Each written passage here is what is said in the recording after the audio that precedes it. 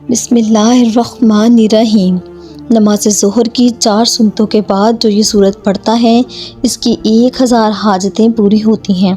ظہر کی نماز کے بعد جو قرآن کی یہ سورت پڑھتا ہے تو اللہ اس کی ہزاروں حاجات کو پورا کرتا ہے۔ ظہر کی نماز وہ پیاری بابرکت نماز ہے۔ یہ وہ وقت ہے جب جو بھی دعا مانگی جائے تو قبول ہوتی ہے۔ اس نماز کو پڑھنے کی بہت زیادہ فضیلت ہے۔ امیر المؤمنین حضرت عمر فاروق اعظم رضی اللہ تعالیٰ عنہ سے روایت کرتے ہیں کہ حضور اقدس صلی اللہ علیہ وآلہ وسلم فرماتے ہیں کہ جس نے ظہر کی پہلی 4 رکعتیں پڑھی گویا اس نے تہجد کی 4 رکعتیں پڑھی۔ سنت فجر کے بعد ظہر کی پہلی 4 سنتوں کا مرتبہ ہے۔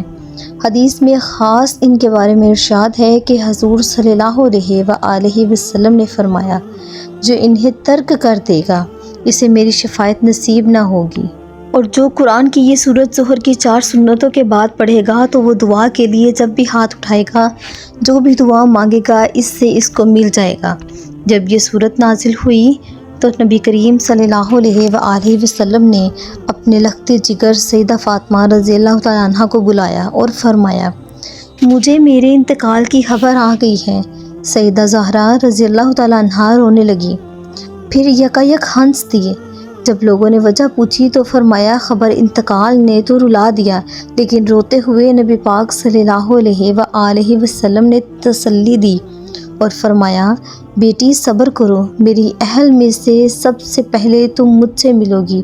تو مجھے بے ساختہ ہنسی آ گئی۔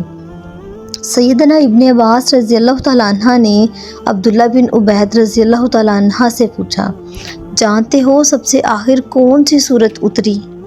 جواب دیا ہاں یہی سورت اذا جاء۔ تو آپ صلی اللہ علیہ وآلہ وسلم نے فرمایا تم سچے ہو۔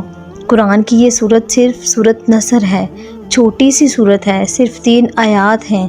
ظہر کی 4 سنتوں کے بعد 7 مرتبہ اس سورت کو پڑھیں اور اس سورت کو پڑھنے کا معمول بنا لیں۔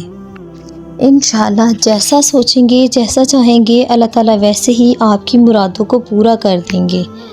ویڈیو اچھی لگے اس کو لائک اور شیئر کریں اور ہمارے چینل کو سبسکرائب کریں۔ جزاک اللہ۔